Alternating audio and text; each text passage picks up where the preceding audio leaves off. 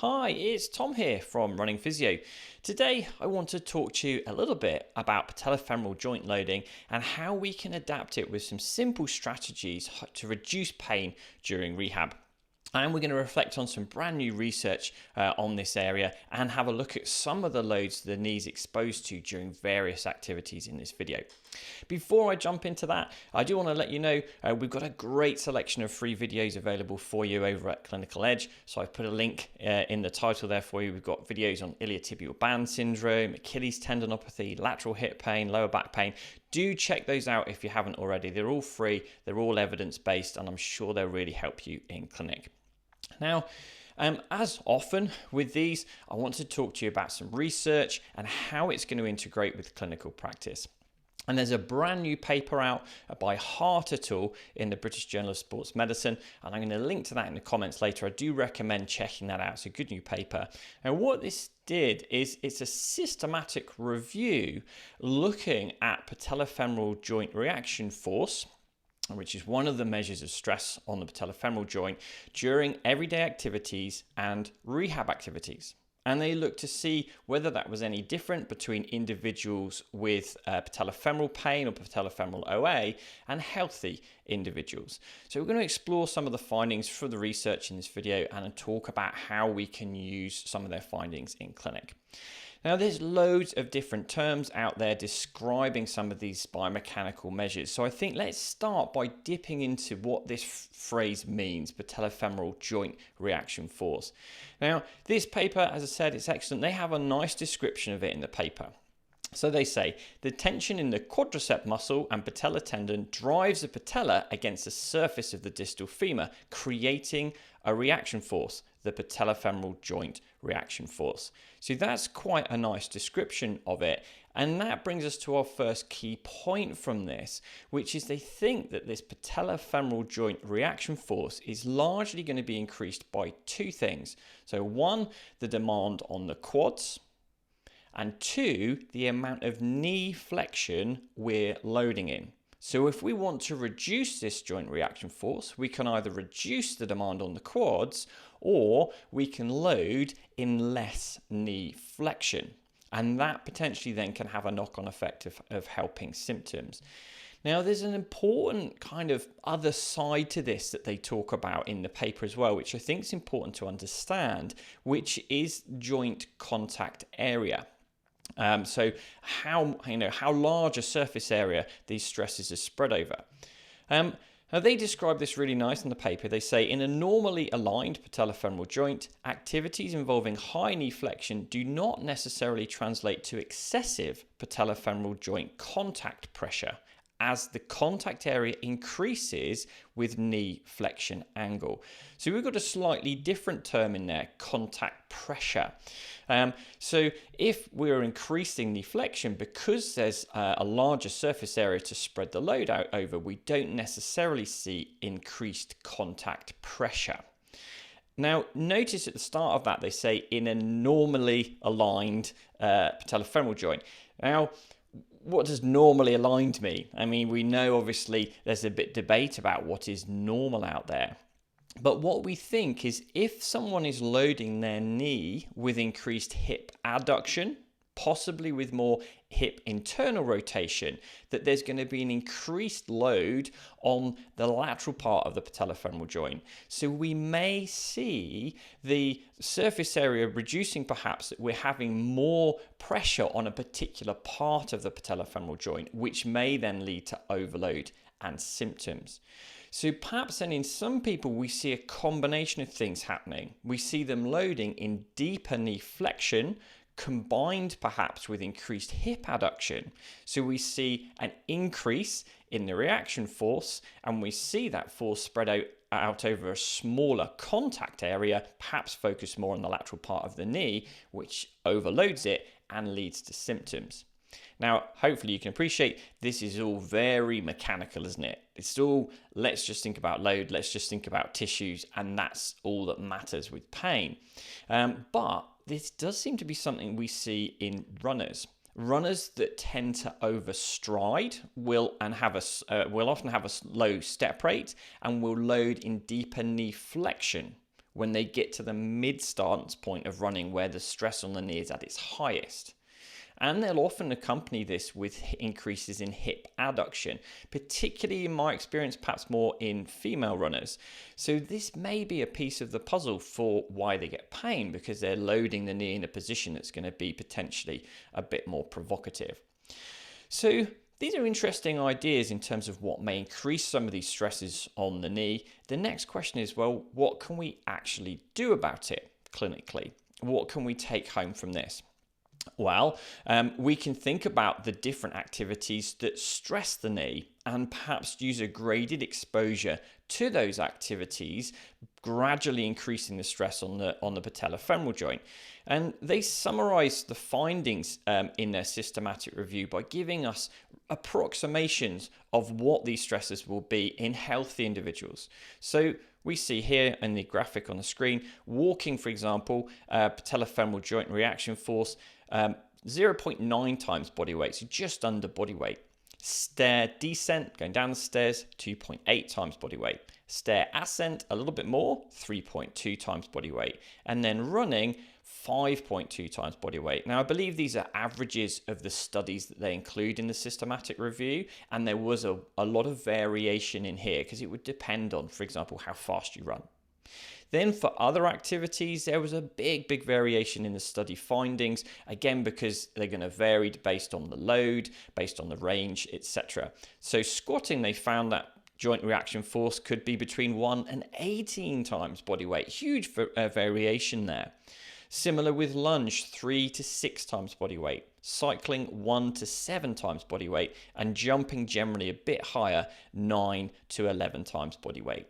So what we could do in our rehab is think through a graded exposure to load on the joint by working gradually up through these activities.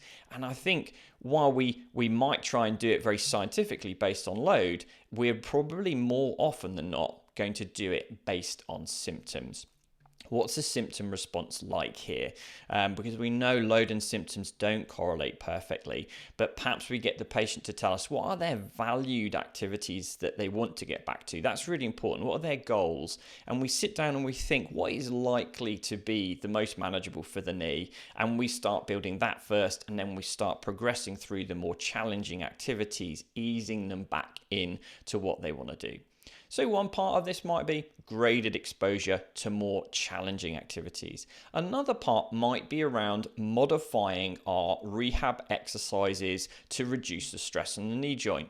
So if you think, as we said, that this joint reaction force is going to be increased with increased knee flexion, do we look at perhaps squats in a shallower range, like 0 to 90 initially? Leg press perhaps in a shallower range, 0 to 90 or less initially, as a way of reducing the stress on the joint, and again being guided by symptoms. Do we perhaps recognize that things like lunges are going to be challenging for the knee because they're loading into flexion ranges and adapting those ranges too? Could we look at perhaps the technique used for these things if we think an increase in hip adduction is going to be part of it? So perhaps try and just adjust the technique slightly so there's less hip adduction in squats, single leg squats, lunges, stair ascent and descent, etc. So we can look to adapt the exercises in rehab for less stress on the joint and less symptoms. And we can do a similar thing with running and plyometrics. Now, there's quite a number of studies now that show if you increase the step rate, so your cadence, the total number of running steps per minute, it reduces the stress on the knee. Now, this is because it reduces knee flexion, and it also reduces the peak demands on the quads. So it's addressing those two main kind of components of patellofemoral joint reaction force. Plus, an increase in step rate tends to reduce peak hip adduction as well. So that is a simple cue that we could use intermittently for runners, which is likely to reduce the stress on the knee and help improve pain. We may go a similar approach with plyometric activities like jumping. Do we look first of all to emphasize a short ground contact time? So get the person to imagine they're jumping on hot coals for their plyometrics. Because if you're in contact for the ground for a shorter period of time, there's less time for you to go into deeper knee flexion where you're likely to get higher patellofemoral joint reaction forces. So we can look to try and tweak and adapt our rehab, probably largely by reducing the knee flexion ranges, perhaps by reducing the ground contact time as well as part of that, and looking at hip adduction as ways to adapt the load upon the knee. And as ever, we're going to be guided largely by symptoms. Now, it's important with this, as I've touched upon, that we don't get too obsessed with load and see this purely from a mechanical model. In patellofemoral pain, there is evidence that psychosocial factors play a role. There's evidence in runners to show hyperalgesia, perhaps signs of central sensitization, which seems to be linked to training volume. So it would seem that the more a runner is training, the more hypersensitive the knee is going to be to load, which may mean that activities with a lower stress on the knee are now becoming painful. So we may not need to change movement to see improvement. We might just need to adjust training volume to make the knee less sensitive to those loading activities. Or we may need to help the person to understand that that pain is not a sign of damage, to reduce the threat value that they associate it with, and perhaps reduce pain there by altering how those sensations are interpreted. So there's lots of different ways that we might be able to approach this problem.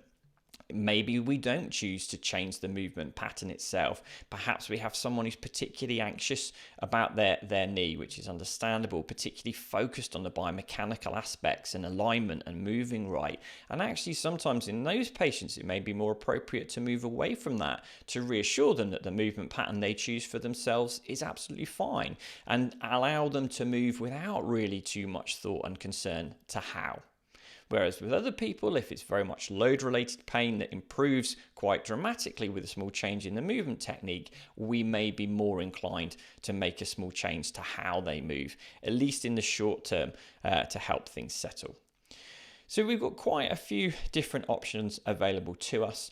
And we've got to remember too, as we've talked about, that if you want to reduce the load on the knee, the training variables are going to make a dramatic impact on this. And there's evidence to support this from J.F. Esculia et al.'s work in patellofemoral pain. Just educating someone around load management and bringing the training down to a manageable level on its own, without any additional treatment options, without trying to do gait retraining, without trying to change how someone moves, has been found to improve pain and function in those with patellofemoral pain. So I still feel that's probably the priority option, but it would be worth considering. Do you want to reduce knee flexion? Do you want to address hip adduction? Do we want to try and change some of these other things that are going to reduce the stress on the knee for this patient and therefore have a knock-on effect for symptoms? Okay, so I hope you've found that useful. As I said, I'll put a link to this Harter tool paper in the comments. I do recommend checking out our free videos. We've got lots of those available for you if you want to learn more about running injury.